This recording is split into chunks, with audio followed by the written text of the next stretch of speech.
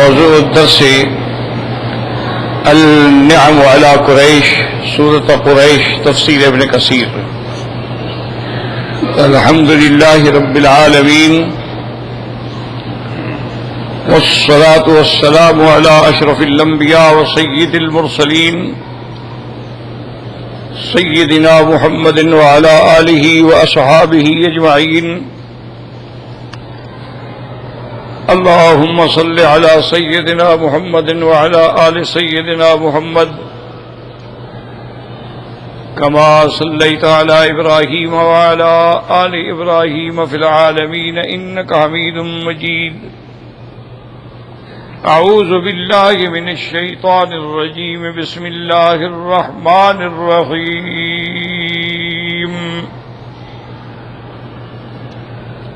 لإيلاف قريش إيلافهم رحلة الشتاء والصيف فليعبدوا رب هذا البيت الذي أطعمهم من جوع وآمنهم من خوف۔ سورۃ قریش، جیسا کہ میں نے سابقہ درس میں بھی عرض کیا تھا کہ یہ مکی صورتوں میں ہے۔ اللہ تبارک و تعالی نے جو انعامات قریش پہ فرمائے ہیں ان کا ذکر جو ہے وہ اس سورۃ مبارکہ میں ہے، اور اس سے پہلی سورۃ الفیل جو ہم نے پڑھی ہے اس کا تعلق بھی اسی موضوع سے تھا کہ اللہ نے قریش پہ احسان فرمایا اور ان کے دشمن کو ہلاک کر دیا۔ ابرہہ اپنے لشکر اور ہاتھیوں کے ساتھ ذلیل، خوار، ہلاک، رسوا ہو کے ہمیشہ کے لیے اس کی قوت و طاقت جو تھی وہ مٹ گئی اور وہ خود بھی مر گیا۔ تو یہ ایک ایسا عمل تھا کہ جس سے پورے عالم میں جہاں جہاں خبر پہنچی قریش کی دھاک بیٹھ گئی کہ بھی قریش۔ اسی لیے حضور پاک نے، سرکار دو عالم نے، رحمت دو جہاں نے، صلی اللہ علیہ وسلم نے فرمایا کہ اللہ نے قریش کو بڑی فضیلتیں بخشی۔ فرمایا سب سے بڑی فضیلت تو یہ ہے کہ اللہ نے مجھے قریش میں سے پیدا فرمایا، یعنی سب سے افضل نبی، تمام انبیاء کا نبی، یعنی آپ صرف امت کے نبی نہیں، نبی الانبیاء بھی ہیں۔ بات سمجھیے، یعنی جیسے آپ ہمارے لیے نبی ہیں اسی طرح تمام انبیاء کے لیے بھی نبی۔ اللہ تعالی نے باقاعدہ عالم ارواح میں جہاں اپنی ربوبیت کا عہد لیا تھا وہاں اللہ نے اذ اخذ اللہ میثاق النبیین اور تمام انبیاء سے بھی یہ عہد لیا تھا کہ میرا رسول آئے گا لتؤمنن بہ، تم اس پہ ایمان لاؤ، وَلَتَنْصُرُنَّهُ، اور اس کی مدد بھی کرو۔ اور پھر اللہ تبارک و تعالی نے اس کا عملی مظاہرہ بھی فرما دیا۔ یہ تو عہد تھا، عالم ارواح میں تھا، ہمارا ایمان ہے، لیکن کسی نے دیکھا تو نہیں۔ ہمارا تو اس لیے ایمان ہے نا کہ الحمدللہ ہمارا قرآن پر ایمان ہے، خدا پر ایمان ہے، رسول پر ایمان ہے۔ جب حضور پاک نے ایک بات فرما دی یا قرآن میں بات آ گئی تو مسلمان کے لیے تو کافی ہے۔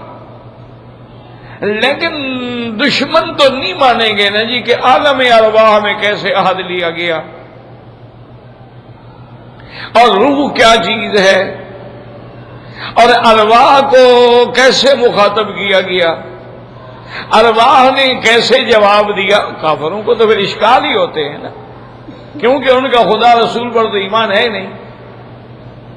اللہ نے اس کا عملی مظاہرہ بھی فرما دیا کہ قیامت تک کوئی انکار نہ کر سکے کہ مسجد الاقصی میں، بیت المقدس میں اللہ نے حضرت آدم سے لے کر حضرت عیسیٰ علیہ السلام تک تمام انبیاء، تمام رسولوں کو جمع کیا کہ استقبال کریں حضرت محمد مصطفیٰ صلی اللہ علیہ وسلم۔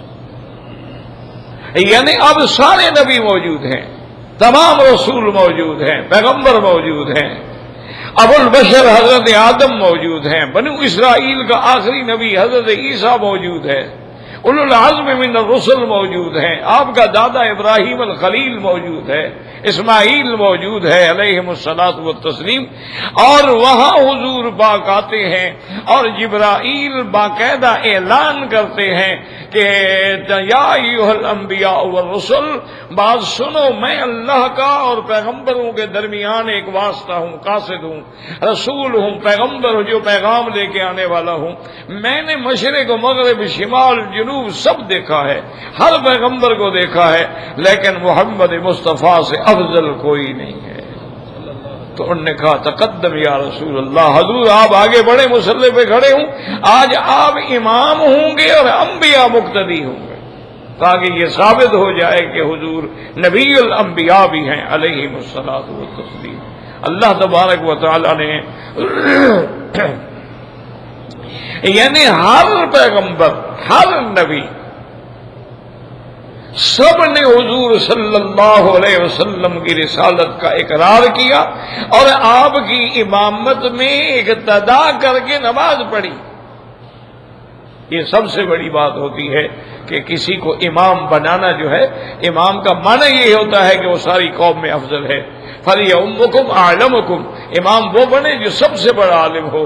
تو اس سے یہ بھی معلوم ہوا کہ حضور تمام انبیاء سے بھی زیادہ علم رکھنے والے، اسی لیے حضور فرماتے ہیں اوتیت علم الاولین والآخرین، اللہ تبارک و تعالی نے مجھے پہلے لوگوں کا، پہلے زمانے کے احوال کی بھی خبر دی ہے، اور میرے بعد قیامت تک جو واقعات پیش آئیں گے اللہ تبارک و تعالی نے مجھے اس کا بھی علم عطا فرمایا ہے۔ تو حضور صلی اللہ علیہ وسلم یعنی تمام انبیاء سے، اسی لیے اپنے کسی شاعر نے حضور کی شان میں کہا تھا نا کہ فاق النبیین فی خلق و خلق، میرا مدنی آپ باعتبار صورت کے بھی سب سے خوبصورت ہیں، سب سے افضل ہیں، اور اخلاق میں بھی سب سے افضل، یعنی آپ خلق میں بھی بڑھ گئے، خلق میں بھی بڑھ گئے، کہ آپ کے خلق کا یہ عالم ہے کہ اللہ پاک قرآن فرماتے ہیں انک لعلی خلق عظیم، اور اللہ نے آپ کو فرمایا رؤوف رحیم، لقد جاءکم رسول من انفسکم عزیز علیہ ما عنتم حریص علیکم بالمؤمنین رؤوف الرحیم۔ یہ مقام بھی حضرت محمد مصطفیٰ کو ملا، اور مقام شہادت علی الانبیاء، یہ مقام بھی حضرت محمد مصطفیٰ کو صلی اللہ علیہ وسلم، یعنی تمام انبیاء پر قیامت میں حضور گواہی دیں گے۔ اللہ نے قرآن میں فرمایا وَكَيْفَ إِذَا جِئْنَا مِنْ كُلِّ أُمَّةٍ بِشَهِيدٍ وَجِئْنَا بِكَ عَلَىٰ هَٰؤُلَاءِ شَهِيدًا۔ میرا مدنی اس دن کیا کیفیت ہوگی، کیا حال ہوگا جب ہر پیغمبر اپنی امت پہ گواہی دیں گے اور آپ تمام پیغمبروں پہ گواہی دیں گے۔ تو حضور صلی اللہ علیہ وسلم یعنی آپ کی شہادت جو ہے وہ علی الانبیاء والرسل ہے، تو یہ شرف جو تھا یہ بھی میرے آقا صلی اللہ علیہ وسلم کو ملا۔ اسی لیے حضور پاک نے فرمایا کہ پہلے جتنے پیغمبر آئے وہ اپنی اپنی قوم کو بھیجے گئے، اس لیے قرآن کہتا ہے وَإِلَىٰ عَادٍ أَخَاهُمْ هُودًا، قوم عاد کے پاس حضرت ہود علیہ السلام کو بھیجا گیا، وَإِلَىٰ ثَمُودَ أَخَاهُمْ صَالِحًا، اور قوم سمود کے بعد حضرت صالح علیہ السلام کو بھیجا گیا، وَإِلَىٰ مَدْيَنَ أَخَاهُمْ شعیبًا، اور قوم مدین کی طرف حضرت شعیب علیہ السلام کو بھیجا گیا۔ اسی طرح موسیٰ علیہ السلام کو بنی اسرائیل اور قبط کے لیے بھیجا گیا۔ ہر پیغمبر اپنی قوم کے لیے آیا۔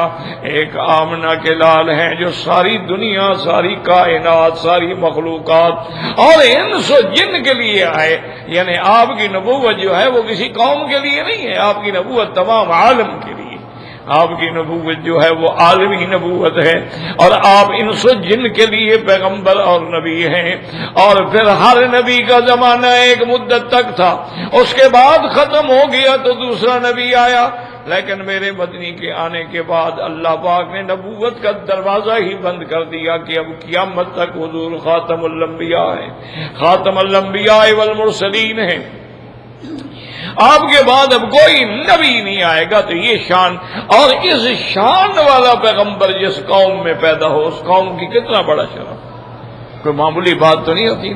آپ دیکھیں نا کسی قوم میں کوئی ہیرو پیدا ہوتا ہے، کوئی جینیس پیدا ہوتا ہے، کوئی مؤرخ پیدا ہوتا ہے، کوئی افلاطون پیدا ہوتا ہے، کوئی بقراط پیدا ہوتا ہے، کوئی سقراط پیدا ہوتا ہے، کوئی فاتح، کوئی سکندر پیدا ہوتا ہے، بڑے بڑے نامور لوگ ہوتے ہیں. لیکن یہ کتنا بڑا مقام ہے کہ قیامت تک اگر نام ہے تو صرف محمد مصطفیٰ کا صلی اللہ علیہ وعلی آلہ وصحبہ وسلم تسلیما کثیرا کثیرا.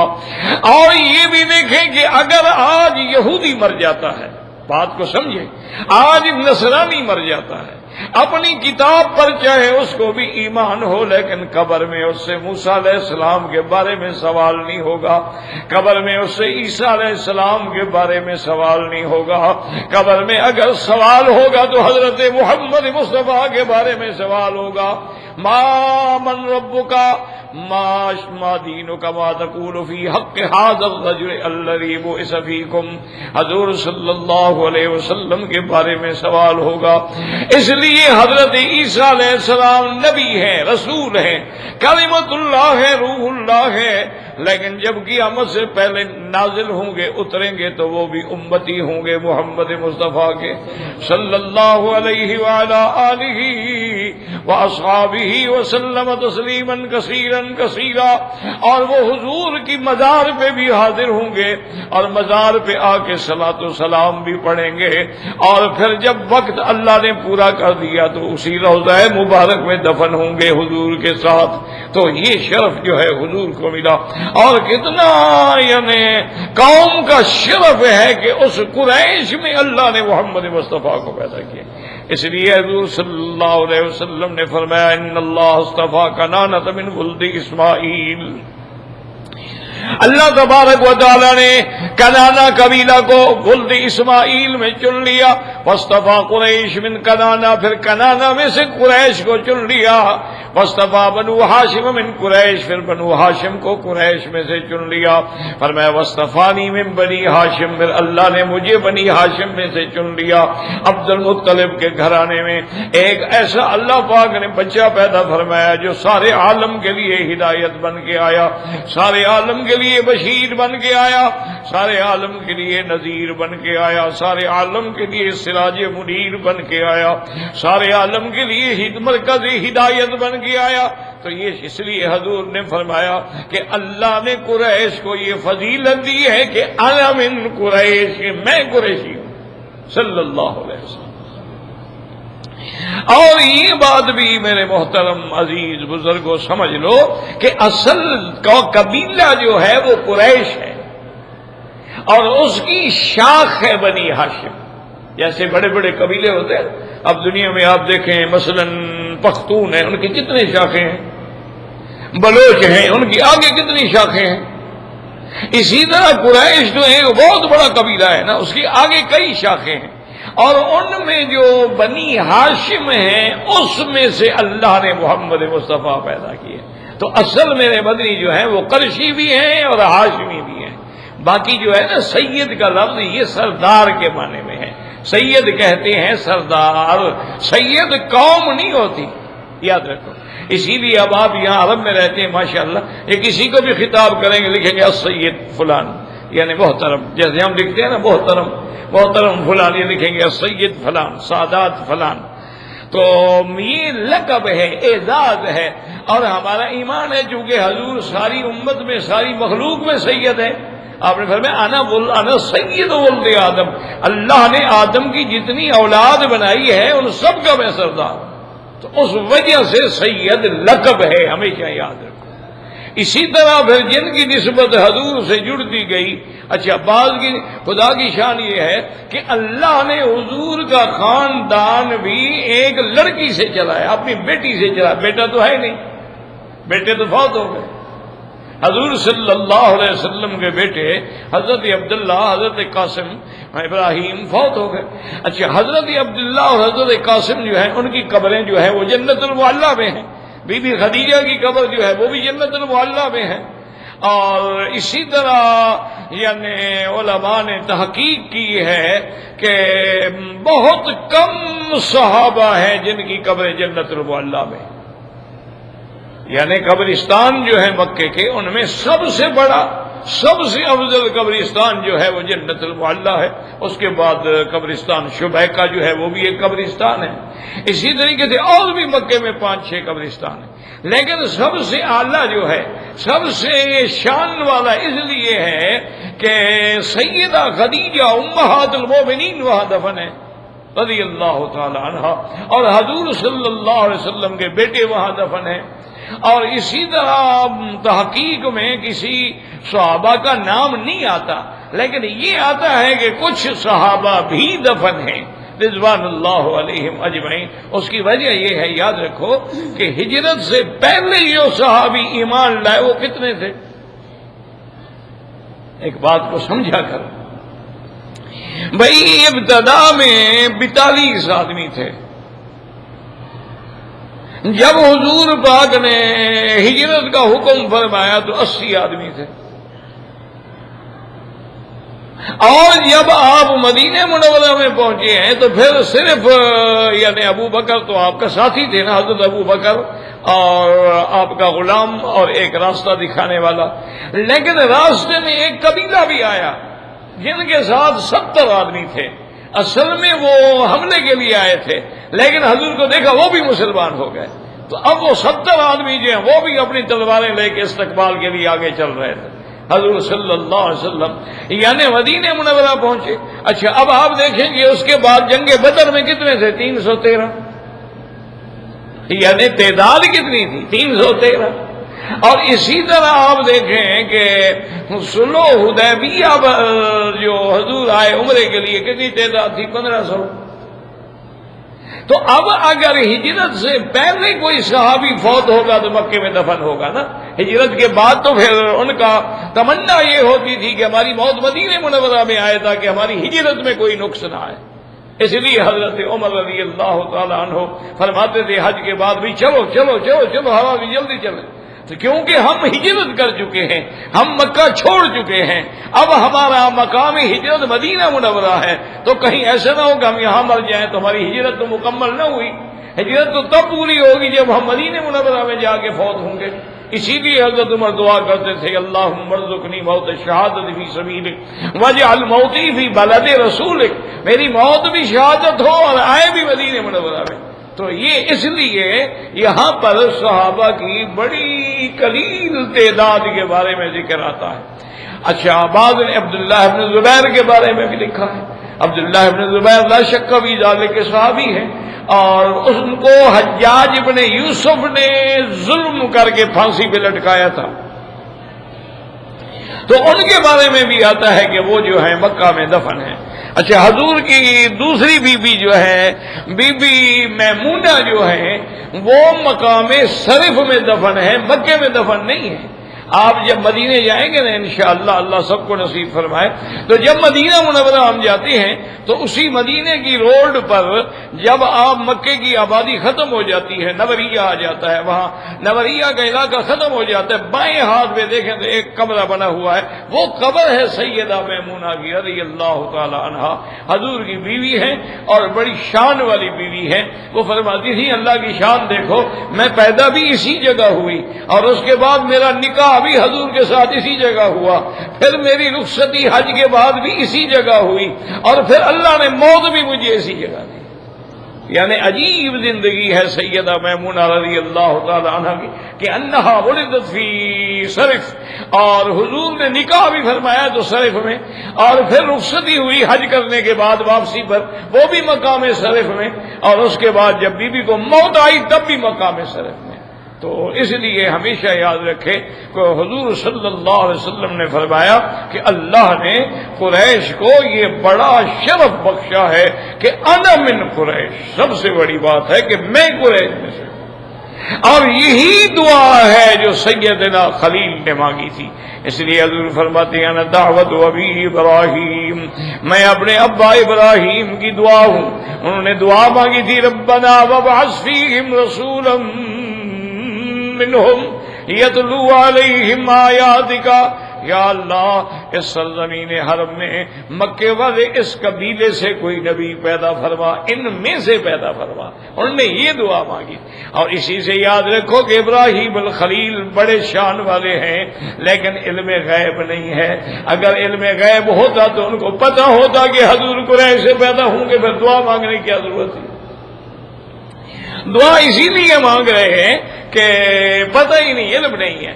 اور یاد رکھیں اللہ پاک نے ساری کائنات پیدا کی، اللہ پاک نے ہر مخلوق پیدا کی، فرمایا هو الذی خلق لکم ما فی الارض جمیعا، اور پھر زمین میں جو کچھ بھی ہم نے پیدا کیا سب تیرے لیے پیدا کیا ہے۔ لیکن کسی نعمت کا اللہ پاک نے اپنی طرف سے احسان نہیں جتلایا۔ اللہ نے ہمیں انسان بنایا، جانور بنا دیتے، ہم کیا کرتے ہیں؟ ہمارے بس میں تھا؟ اللہ پاک اللہ نہ کرے ہمیں جانور بنا دیتے، ہمیں کوئی کسی درندے کی شکل میں پیدا فرما دیتے تو ہم کیا کر رہے تھے؟ یہ تو سب اللہ کا کرم ہے نا جی، اللہ کا احسان ہے کہ انسان بنایا، احسن تقویم بنایا۔ اچھا انسان بنانے کے بعد اگر ہم کافر ہوتے، نعوذ باللہ ثم نعوذ باللہ، قادیانی بھی تو انسان ہے نا، یہودی بھی تو انسان ہے نا، لیکن وہ جنتی نہیں، ہمیشہ کے لیے جہنمی ہے۔ یہ اللہ کا کتنا بڑا کرم ہے، اللہ نے انسان بنایا، پھر امت محمد مصطفیٰ صلی اللہ علیہ وسلم میں بنایا، اسلام کا کلمہ شہادت نصیب فرمایا، صلی اللہ علیہ وعلی آلہ واصحابہ وسلم تسلیما کثیرا کثیرا۔ تو اللہ تبارک و تعالی نے یعنی کسی چیز کا قرآن میں احسان نہیں جتلایا، لیکن ایک چیز ہے، ایک نعمت ہے جس کا احسان جتلایا۔ فرمایا لقد من اللہ علی المؤمنین اذ بعث فیہم رسولا من انفسہم، اللہ نے فرمایا تحقیق پکی بات ہے کہ ہم نے احسان کیا ہے مخلوقات پہ کہ ہم نے مکے والوں میں سے ایک نبی محمد مصطفیٰ پیدا کیا صلی اللہ علیہ وسلم۔ یعنی یہ اتنی بڑی نعمت ہے جس کا اللہ نے احسان جتلایا۔ مکے والوں شکر کرو کہ تم میں سے میں نے نبی پیدا فرمایا۔ اور حضور پاک نے فرمایا کہ اللہ نے ایک فضیلت قریش کو یہ دی ہے کہ میں قریشی ہوں، اور دوسرا حضور پاک صلی اللہ علیہ وسلم نے فرمایا اللہ نے قریش کو یہ فضیلت دی ہے کہ اپنے گھر کا مجاور بنا دیا ہے۔ یہ کتنی بڑی فضیلت ہے کہ اللہ نے ان کو اپنے گھر کے لیے چن لیا۔ اور یاد رکھو کبھی اللہ پاک اپنی ذات کو بندے کی طرف نسبت کرتے ہیں اور کبھی بندے کو اپنی طرف نسبت کرتے ہیں۔ یاد رکھیں پورے قرآن پاک میں کبھی یہ ہوتا ہے کہ بندے کو اپنی طرف نسبت کی کہ یا عبادی میرے بندے، ان عبادی میرے بندے، اور کبھی اللہ تبارک و تعالیٰ اپنے آپ کو بندے کی طرف نسبت کرتے ہیں، الہکم تمہارا خدا۔ تو یاد رکھ اسی طرح اس گھر کے بارے میں بھی ہے، کبھی اللہ پاک اپنی طرف نسبت کرتے ہیں اور اس لیے فرماتے ہیں وَطَهِّرْ بَيْتِيَ لِلطَّائِفِينَ والعاکفین والرکع السجود، ابراہیم میرے گھر کو صاف کرو، پاک کرو، اس کو روحانی طور پہ بھی پاک کرو، ظاہری طور پہ بھی پاک کرو، شرک سے بھی پاک کرو، بتوں سے بھی پاک کرو، ہر قسم کی یہاں کوئی چیز ایسی ہے۔ فرمایا طہر بیتی، اور کبھی کبھی اللہ فرما دیتے ہیں کہ ان اول بیت، اور یہاں فرمایا فَلْيَعْبُدُوا رَبَّ هَٰذَا الْبَيْتِ۔ تو یہ شان ہے کہ پھر اللہ نے قریش کو اس گھر کا مجاور بنا دیا کہ اللہ تبارک و تعالی نے صدانا بھی ان کو عطا فرمایا، سقایا بھی ان کو عطا فرمایا، زمزم یعنی زمزم کا پلانا تقسیم کرنا یہ بھی ان کو عطا فرمایا، اور اللہ تبارک و تعالی نے کلید بلدار کعبہ بھی بنا دیا کہ کعبۃ اللہ کی چابی بھی اللہ نے ان کو عطا فرما دی۔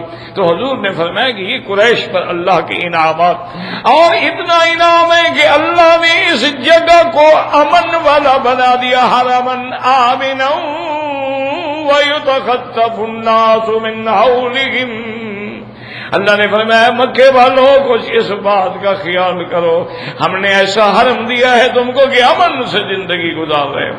دعا کرو اللہ حرمین الشریفین اور اس بلد الامین کو قیامت تک امن والا بنائے۔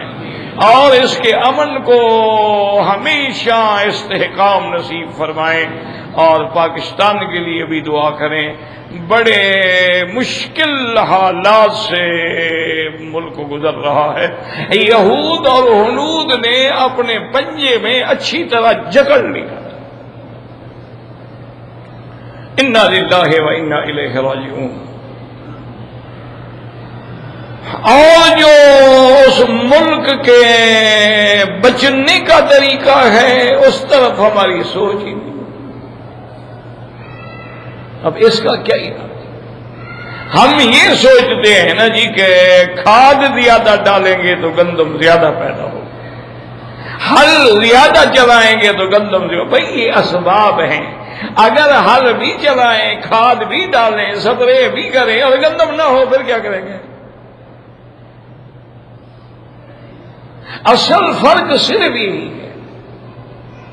ہم کہتے ہیں کہ جناب اگر ہم صاف پانی پیئیں گے تو بیمار نہیں ہوں گے۔ جن ملکوں میں بالکل پانی فلٹر کے بغیر آتا ہی نہیں ہے وہاں بیمار نہیں ہوتے، وہاں بیماریاں نہیں آتی۔ یعنی جن ملکوں میں اتنا سخت قانون ہے کہ قتل تو وہاں معاف ہو سکتا ہے، لیکن اگر آپ نے دودھ میں ملاوٹ کی ہے، کھانے میں ملاوٹ کی ہے، کسی چیز میں ملاوٹ کی ہے تو وہ معاف نہیں ہوگا۔ یعنی وہاں اتنا سختی ہے کہ ایک عورت، بوڑھی عورت آئی، اس نے کافی بھی، یہاں بکتی ہے کافی، آپ بھی جانتے ہیں، وہ مگ ہوتے ہیں بڑے بڑے، کافی کا مگ جو دیا نا، بوڑھی عورت تھی، وہ کافی گرم تھی، وہ مگ بھی گرم تھا، تو اس کے ہاتھ کافی نہ تو کافی اس کے بدن پہ گر گئی۔ اس نے کورٹ میں جا کے سو کیا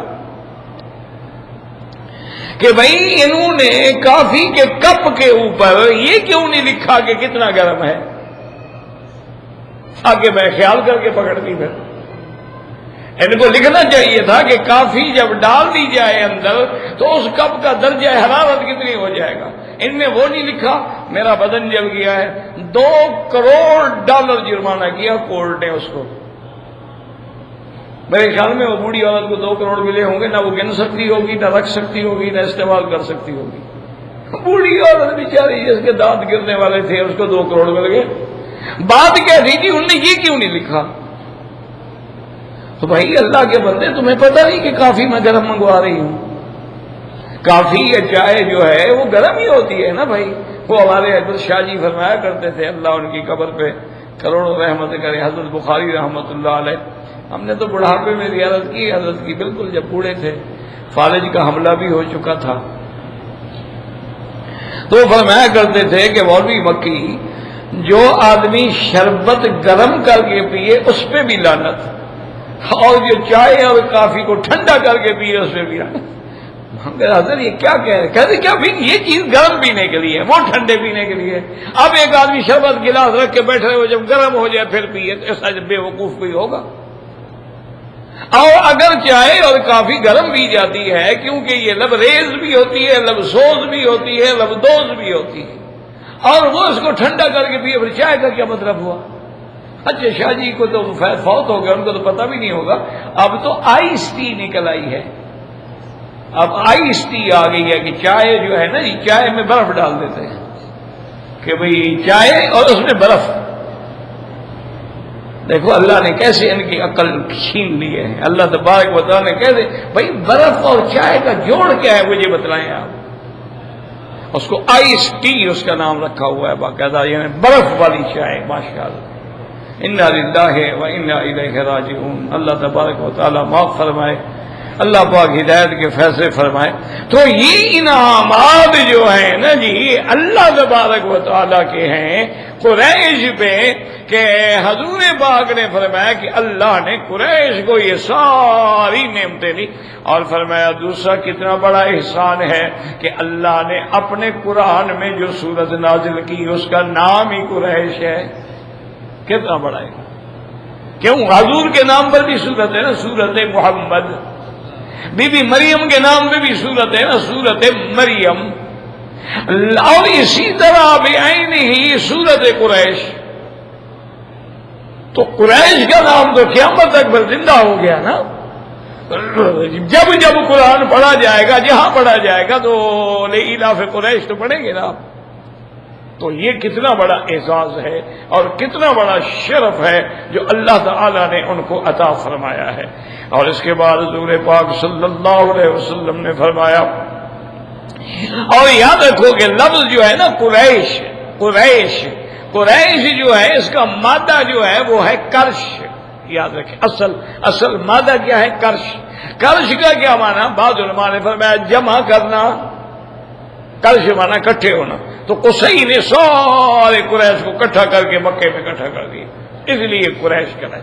اور بعض علماء کہتے ہیں کرش جو ہے وہ دریائی جانور ہوتا ہے، ایک دریا کے اندر ایک جانور ہے اور بڑا ہی طاقتور وہ جانور ہے. ہر جانور بحری اس سے ڈرتا ہے، وہ سب کو کھا جاتا ہے، سب کو نگل جاتا ہے. تو اس لیے ان کو کرش کہا گیا کہ یہ بھی اپنے زمانے میں اپنے وقت میں بڑا جنگجو اور بڑا طاقتور قبیلہ کہلاتا تھا، ان کا کوئی مقابلہ نہیں کر سکتا، اس لیے ان کو قریش کہا گیا ہے. بعض علماء نے اس کی وجہ تصریف جو ہے یہ لکھی ہے. اور بعض علماء فرماتے ہیں کرش مانا کسب ہے، تجارت. تو چونکہ اس زمانے میں اور تو کوئی تھا نہیں نا تاجر، تو یہی لوگ تھے جن کی تجارت تھی. اس لیے اللہ پاک نے فرمایا لإیلاف قریش ایلافہم رحلۃ الشتاء والصیف. ایک سفر سردیوں میں اور ایک سفر گرمیوں میں. کتنی بڑی نعمت ہے کہ بھی اگر سردی ہے تو یمن کی طرف چلے جاتے تھے، اور جب گرمی ہوتی تھی شام کی طرف چلے جاتے تھے. تو اللہ نے دو موسم ان کے لیے بنائے اور دو سفر ان کے لیے بنائے.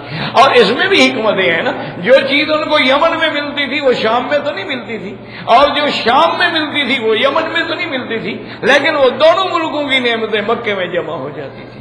اس لیے اللہ نے فرمایا رحلۃ الشتاء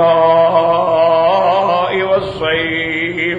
اچھا، بعض مفسرین نے ایک اور ترجمہ بھی کیا ہے اس کا، یاد رکھو لإیلاف قریش ایلافہم رحلۃ الشتاء والصیف.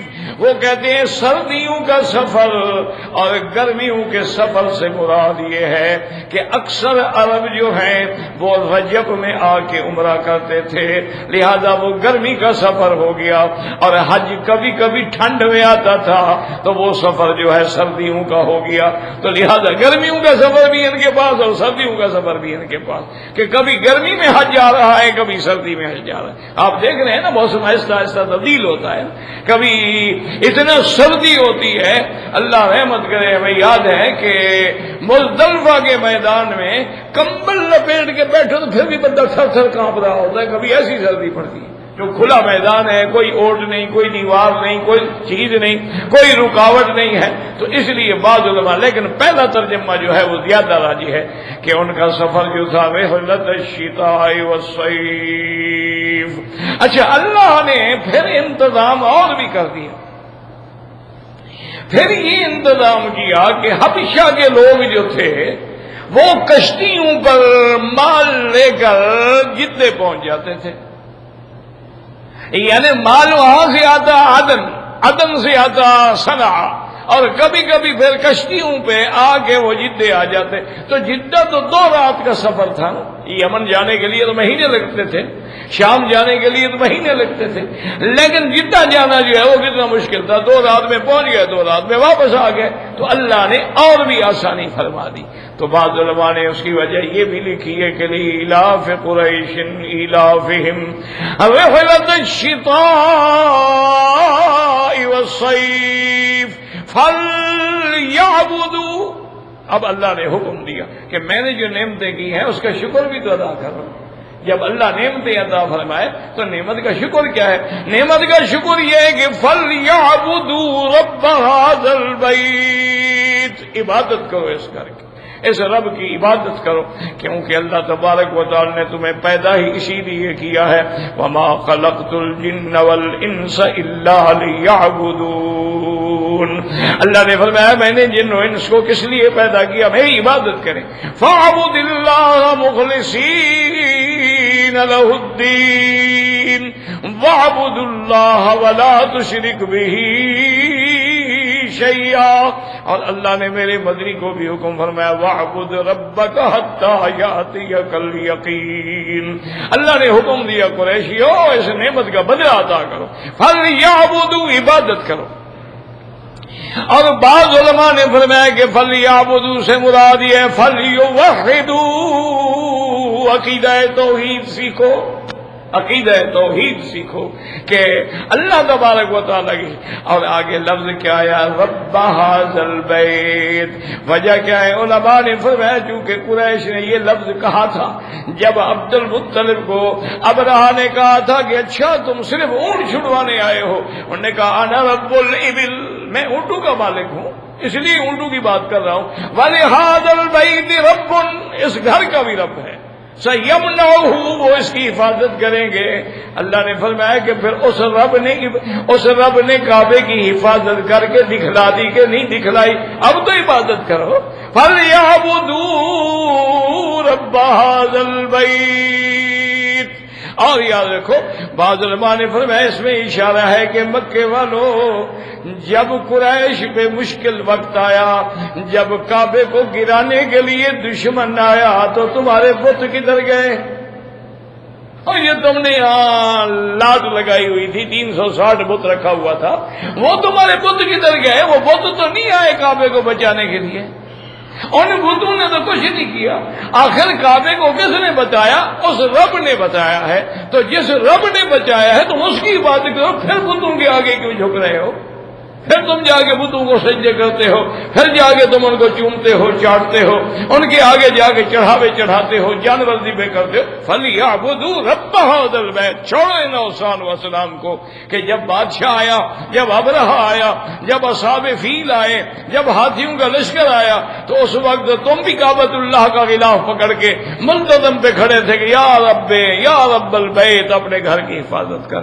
تو جس رب نے حفاظت کی، جس رب نے دشمن کو ہلاک کیا، جس رب نے ابرہہ کے مکر کو ہمیشہ کے لیے ختم کر ڈالا، جس رب نے اس گھر کی عظمت بڑھا دی، اور جس رب نے تم کو بھی بچا لیا کہ تمہارا قریشیوں کا کوئی ایک بندہ بھی نہیں مارا گیا، تو اب اس کا تقاضا کیا ہے کہ اس گھر کے رب کی عبادت کرو۔ فَلْيَعْبُدُوا رَبَّ هَذَا الْبَيْتِ۔ اب یہ بعض مشکل یہ آ گئی ہے میرے بھائی، دعا کرو اللہ ہمارے حال پہ رحم کرے، دعا کیا کرو بس، دعا کے بغیر گاڑی چلتی نہیں، جیسے پیٹرول نہ ہو گاڑی نہیں چلتی، تو ہمارے ایمان کی گاڑی بھی نہیں چلتی جب تک دعا نہ ہو۔ بس نماز کے بعد میں مختصر آپ کو بتا دیتا ہوں، ایک دفعہ یہ دعا کر لیا کرو، اللہم ارحم امت محمد، اللہم استر امت محمد، اللہم اغفر امت محمد، اللہم اجبر امت محمد۔ حضور کی پوری امت کے لیے دعا کر دیا کرو، اللہ تیری ساری مصیبتیں مشکلات حل کر دے۔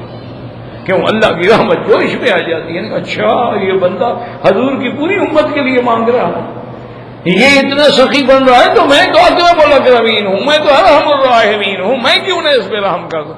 4 لفظ ہیں اور ہر نماز کے بعد ایک دفعہ کہہ دو، اللہم ارحم امت محمد صلی اللہ علیہ وسلم، اللہم اغفر امت محمد صلی اللہ علیہ وسلم، اللہم استر امت محمد صلی اللہ علیہ وسلم، اللہم اجبر امت محمد صلی اللہ علیہ وسلم۔ بس یہ دعا کر دیا کرو، اللہ تبارک و تعالیٰ کی رحمتیں ہوں گی اور ساری مشکلات جو ہیں وہ حل ہو جائیں گی۔ اللہ تبارک و تعالیٰ نے اسی جگہ ہمیں یہ بھی سمجھا دیا کہ فَلْيَعْبُدُوا۔ اب جو میں عرض کر رہا تھا کہ دشمن تو دشمن ہوتا ہے، وہ کہتے ہیں جی اللہ نے حکم دیا قریش کو کہ میرے اس گھر کے رب کی عبادت کرو، تو ابھی تو نہ کوئی نماز کا حکم آیا، نہ روزے کا حکم آیا، نہ حج کا حکم آیا، تو کیسے عبادت کریں؟ کون سی عبادت کریں؟ یہ ہمیشہ یاد رکھو، جتنی باطل فرقے ہوتے ہیں نا ان کے پاس دلیل نہیں ہوتی، ان کے پاس شرارتیں ہوتی ہیں، ان کے پاس توہمات ہوتے ہیں، ان کے پاس احوا ہوتے ہیں، ان کے پاس جھوٹی تخیلات ہوتے ہیں، ان کے پاس ظنیات ہوتے ہیں، ان کے پاس نہ دلیل ہوتی ہے، نہ قطعیات ہوتے ہیں، نہ نصوص ہوتے ہیں، نہ متون ہوتے ہیں، کچھ بھی نہیں ہوتا، لیکن ایسے شک ڈالیں گے کہ جناب کیسے عبادت کریں قریش والے، ابھی تو حضور پیدا بھی نہیں ہوئے ہیں، عبادت کیسی؟ حضور پاک تو اس اصحاب فیل کے واقعے کے 55 دن بعد پیدا ہوئے، لیکن یاد رکھو کہ عبادت کا طریقہ جو ہے وہ موجود تھا، دین ابراہیم موجود تھا، دین اسماعیل موجود تھا، بناء ابراہیم کعبہ موجود تھا، اور کعبے کا طواف موجود تھا، اور حج بھی موجود تھا۔ حضور کے آنے سے پہلے بھی تو قریش حج کرتے تھے، اس کا معنی ہے کہ عبادت کا تصور موجود تھا۔ تو اس میں صرف یہ تھا کہ یہ بدبخت بغیر توحید کے شریک بنا لیتے تھے، لبیک اللہم لبیک لبیک لا شریک لک لبیک الا شریکا تملکہ وما ملک، یہ شریک بنا لیتے تھے۔ لیکن اس کا معنی یہ تو نہیں کہ عبادت ہی نہیں تھی، عبادت تھی، اچھا حلال حرام بھی تھا۔ کوئی بھی شریف آدمی جو ہے وہ فرق کرتا تھا کہ نکاح کیا چیز ہے اور نکاح کیا چیز ہے،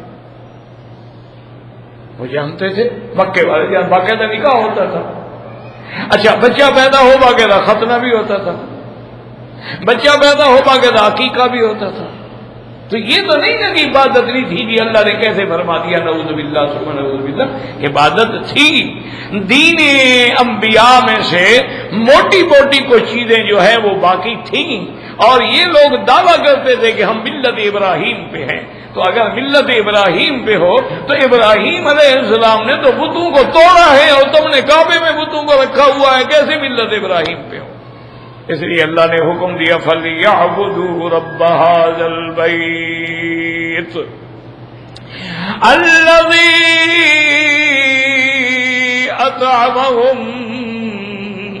أَطْعَمَهُم مِّن جُوعٍ وَآمَنَهُم من خوف۔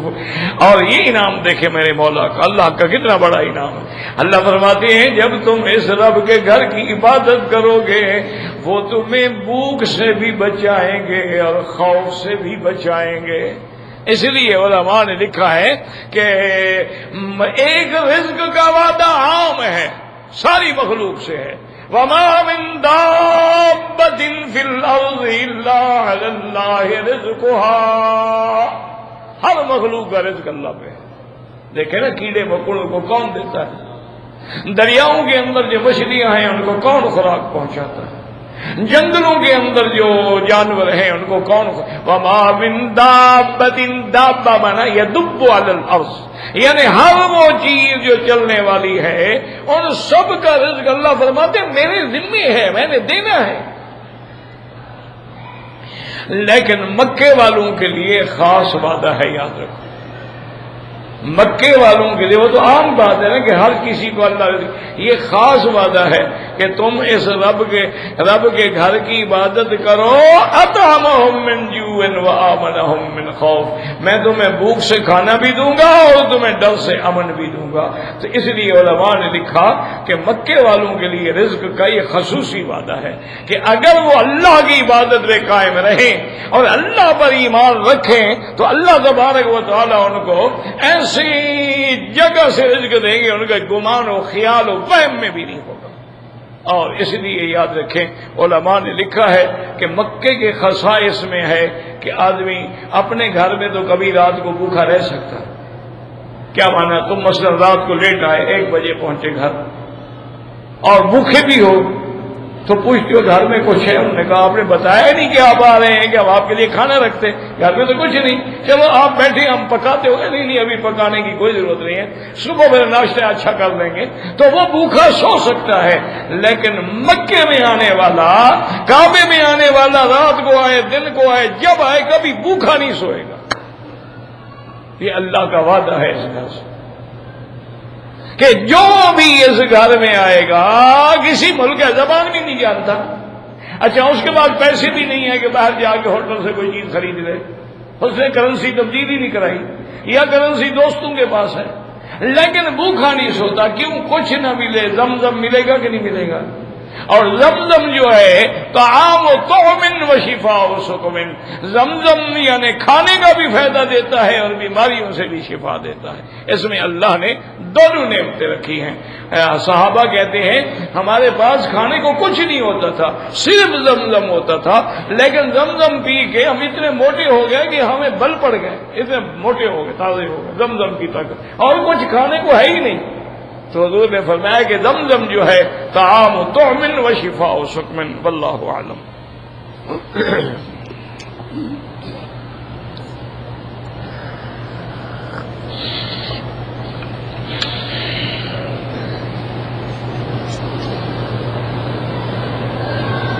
میرا بھائی گزارش یہ ہے، احرام عمرے کا ہو یا حج کا ہو، تو قرآن پاک میں باقاعدہ حکم موجود ہے محلقین رؤوسکم ومقصرین، کہ یا تو اس طرح پھروائیں یا بال کٹوائیں. بال کٹوانے کا معنی ہوتا ہے سارے سر کے بال کٹوائیں. یہ معنی نہیں ہوتا کہ 2-3 بال ٹک لگائیں. یہ تو ائمہ اربعہ میں سے صرف امام شافعی رحمت اللہ علیہ کے بارے میں ہے، اور ان کا بھی قول یہ ہے کہ اگر ایسا کر لے گا دم نہیں پڑے گی. وہ یہ نہیں کہتے کرو ایسا، وہ کہتے ہیں سارے بال کٹاؤ. لیکن اگر کسی نے 2-3 بال کٹوائے، وہ کہتے ہیں دم نہیں پڑے گی، احرام سے نکل جائے گا. لیکن ائمہ ثلاثہ تینوں امام کہتے ہیں کہ بالکل نہیں، ہر حال میں اس طرح پھروائے اور ہر حال میں بال کٹوائے. دیکھیں نا قرآن میں 2 لفظ ہیں، محلقین مقصرین. تو اب حلق سارے سر کا ہوگا یا ٹکڑی کا ہوگا؟ تو اگر حلق بھی سارے سر کا ہوگا تو قصر بھی سارے سر کا ہوگا. سارے سر کے بال منڈانے پڑیں گے. اگر کوئی آدمی ٹک لگائیں گے دم پڑ جائے گا. رکن یمانی پر اگر موقع نہ ملے تو اشارے کرنے کی ضرورت نہیں ہے، اور موقع مل جائے تو دایاں ہاتھ جو ہے بسم اللہ اللہ اکبر وللہ الحمد اللہم انی اسألک العفو والعافیہ ربنا آتنا فی الدنیا حسنۃ وفی الآخرۃ حسنۃ فقنا عذاب النار. صرف دایاں ہاتھ لگانا ہے، بایاں ہاتھ بھی نہیں لگانا ہے، بوسہ بھی نہیں دینا ہے. جو سنت طریقہ ہے ہاتھ لگانا.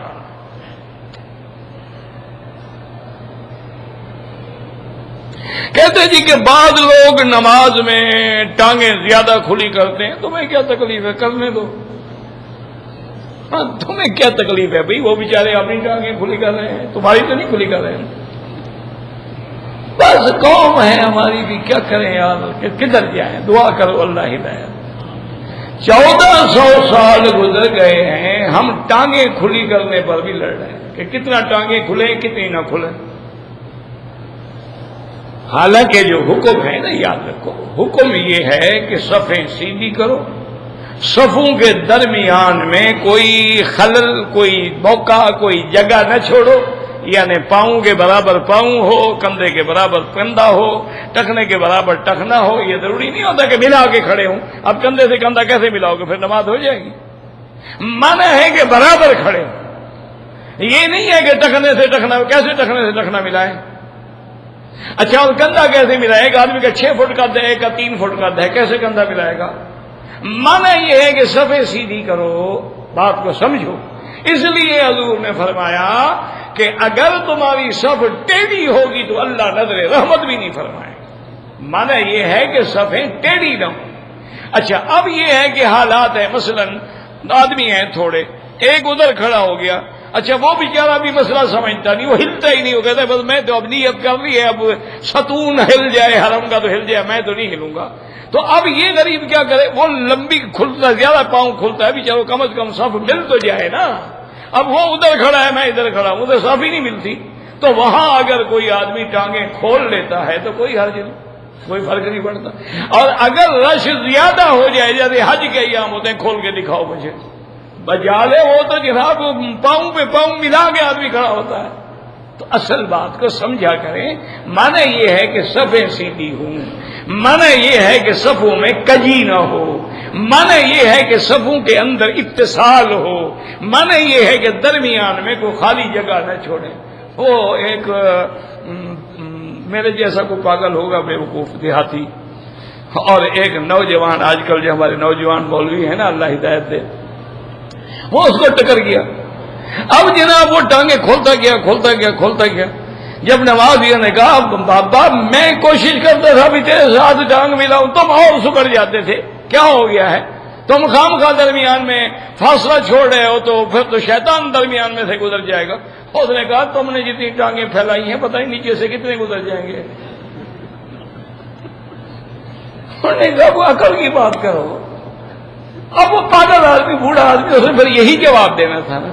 اس نے کہا اگر اس طرح سے تم راستہ بند کر رہے ہو تو تم نیچے سے تو خود کھول رہے ہو، وہ تو نیچے سے گزر جائے گا، پھر کیا کرو گے؟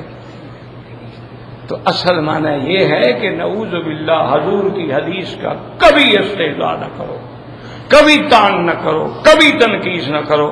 سرکار کا حکم ہے اگر دور دور کھڑے کھول لو، کوئی حرج نہیں، اور اگر قریب کھڑے ہو قریب کر لو، 4 انگلی کا درمیان میں فاصلہ رہنے دو، اتنا کافی ہے۔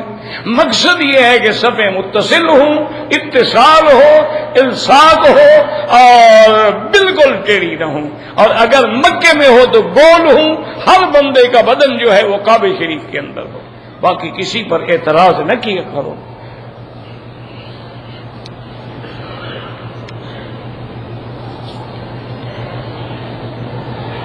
بہرحال ایک آدمی آئے مکہ مکرمہ میں کمپنی کے ویزے پر، اس نے جو احرام باندھا تو پہلے والدہ کا عمرہ کر لیا، کوئی بات نہیں، کوئی حرج نہیں۔ عمرہ جو کیا ہے نا غریب نے، ان کا غم کرو جو کرتے ہی نہیں، جو سوٹ پہن کے آتے ہیں ماشاءاللہ، ان کا غم کرو۔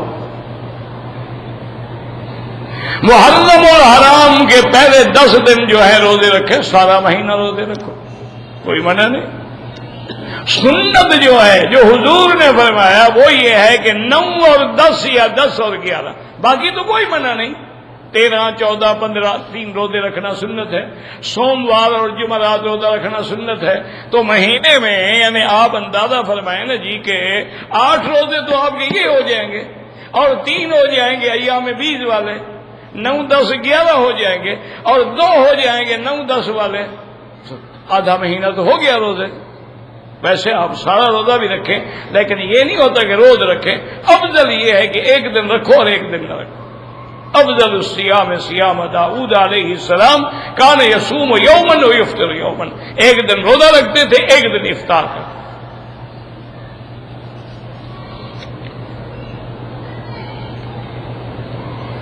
کہتے ہیں جی کہ بکرے کے خصیتین کو نکالنا جو ہے اگر اس کی صحت کے لیے ضروری ہے تو کوئی حرج نہیں، کوئی منع نہیں، لیکن وہ بکرے تک رہنا بھی آدمی کے نہ نکالنا شروع کر دینا۔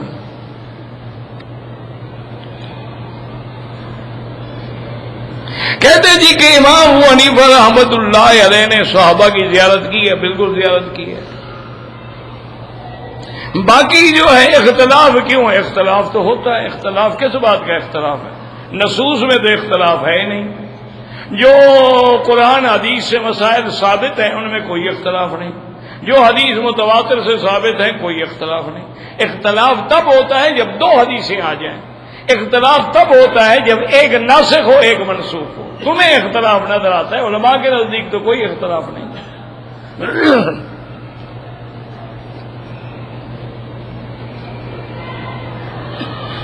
ایام تشریق کے بعد عمرہ کرنے والے تو عمرہ ہی کریں گے، پھر جب حج آئے گا تو حج کریں گے نا۔ کون سا حج کریں گے؟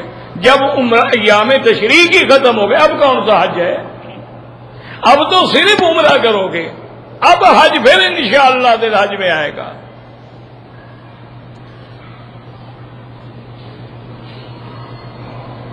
کہتے ہیں جی کہ وطر جو ہے بعض علماء کہتے ہیں سنت مؤکدہ ہے، امام صاحب فرماتے ہیں واجب ہے، تو کوئی جھگڑا نہیں، ان کے نزدیک واجب کی تقسیم ہی نہیں ہے، ان کے نزدیک فرض ہے یا سنت مؤکدہ ہے یا نفل ہے۔ امام صاحب کے 3 تحقیقیں کہ فرض ہے، فرض کفایہ ہے، واجب ہے، سنت مؤکدہ ہے، سنت غیر مؤکدہ ہے، اور نفل ہے۔ تو یہ تو ایک علمی تحقیق ہے، کوئی جھگڑا تو نہیں ہے۔ فرق اتنا ہے کہ اگر امام صاحب کے نزدیک تم وطر نہیں پڑھ سکے کسی رات تو قضا کرنے پڑیں گے چونکہ واجب ہیں، باقی ائمہ کے نزدیک قضا نہیں ہوگی کہ سنت ہے، پڑھے گا تو ثواب ہے، نہیں پڑھا تو گناہ نہیں۔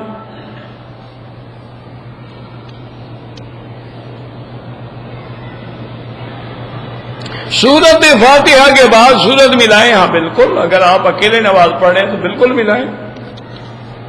اگر آپ اکیلے نماز پڑھ رہے ہیں تو آپ فاتحہ بھی پڑھیں گے، سورت بھی پڑھیں گے، امام کے پیچھے ہیں تو پھر کوئی ضرورت نہیں۔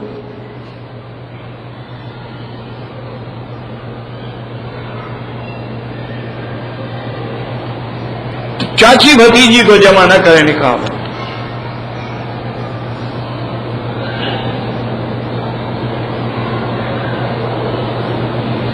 کہتے ہیں آپ نے جو فرمایا ہے اب انٹرنیٹ پہ آ گیا ہے کہ اب ان کمپنی والوں نے ایسے کپ بنا دیے ہیں کہ چائے کا درجہ حرارت اس پر آ جاتا ہے۔ وہ تو جرمانے کے بعد ان کے باپ کو بھی بنانے تھے، وہ بنا دیے ہیں تو بنانے پڑے، 2 کروڑ جو جرمانہ ہو جائے اس کا تو ہوٹل ہی تباہ ہو گیا نا۔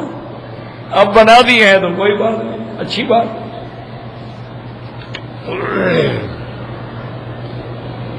کہتے جی کہ آپ کی جو کتابیں ہیں، میرا بھائی گزارش یہ ہے کہ ایک تو میرے پاس کتابیں نہیں ہوتی ہیں، وہ جو دوست احباب شائع کر رہے ہیں وہ مجھے بطور نمونہ بھیجتے ہیں، میرے پاس ہوتی نہیں۔ ابھی ایک مدراس کے بھائی ہیں فاروق صاحب، اللہ ان کو جزائے خیر دے، انہوں نے کتاب چھاپی، انہوں نے مجھے اس کا نمونہ بھیجا، تو بہت خوبصورت انداز میں انہوں نے چھاپی ہے، تو اس لیے میرے پاس تو ہے نہیں، پاکستان میں البتہ مل جاتی ہے، پاکستان میں ملتان میں، لاہور میں، کراچی میں مختلف کتب خانوں سے جب آپ پوچھیں گے تو مل جاتی ہیں۔ دروس حرم بھی ہے، خطبات مکی بھی ہے 4 جلدوں میں، اور قصص الانبیاء بھی ہے، اور خلفائے راشدین بھی ہے، اور ازواج النبی بھی ہے، اور اسلام میں عورت کا مقام بھی ہے۔ یہ کتابیں چھپ گئی ہیں اور یہ وہاں الحمدللہ مل جاتی ہیں، میرے پاس کوئی نہیں ہوتی، اور چونکہ وہ ساری اردو میں ہے تو یہاں اردو کی کتابیں تو بکتی ہی نہیں نا، تو یہاں منگوانے کا کیا فائدہ؟ یہاں تو کوئی لے لے گا، زیادہ سے زیادہ 40-50 کتابیں لے جائیں گے نا، باقی کیا کرے گا آدمی؟ تو وہاں یہ آپ کو مل جاتی ہیں آسانی کے ساتھ، انشاءاللہ مل جائیں گی۔ تو یہ دوستوں کی کوشش ہے، کاوش ہے۔ اب دعا کرو کہ تفسیر جو ہے، تفسیر مکی کے نام سے اللہ کے قرآن پاک کی تفسیر کا پہلی سورت جو ہے سورت الفاتحہ، اس کا الحمدللہ پورا تیار ہو گیا ہے۔ تو ان دوستوں کا فون آیا تھا کہ جی ہم نے بالکل کمپلیٹ کر لیا، پیسے نہیں چھپوانے کے۔ میں کہا ابھی دعا کرو، ہم بھی دعا کریں گے، اللہ دے دیں گے۔ تو اگر وہ چھپ گئی تو وہ ابتدا ہوگی تفسیر قرآن کی، اور صرف سورت فاتحہ کی 650 صفحات ہے وہ کتاب، اتنا بڑا جتنا یہ ابن کثیر ہے نا، اتنا 650 صفحے پر وہ ہوگی انشاءاللہ۔ وہ تو تیار ہیں، بس دعا کریں اللہ اس کے چھپانے کا انتظام کر دیں۔ جو شخص نماز پڑھتا ہے اور کوئی عبادت نہیں کرتا، جانور کو تکبیر کہہ کے ذبح کرتا ہے، بالکل حلال ہے، نماز پڑھتا ہے تو مسلمان ہے، نماز جو پڑھتا ہے اللہ کے بندے۔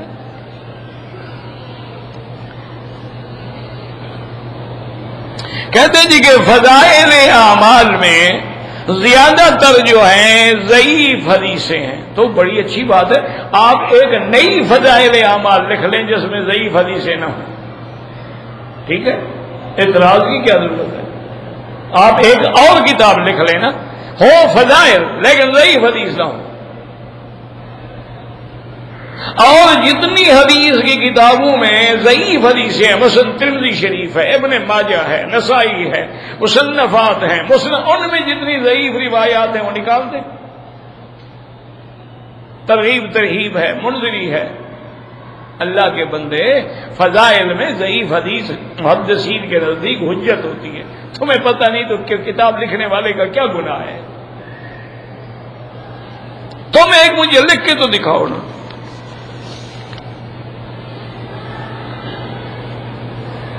مسلمان کیوں پریشان ہے؟ مسلمان ہی نہیں رہے نا، نام ہے لم یبق من الاسلام الا اسمہ،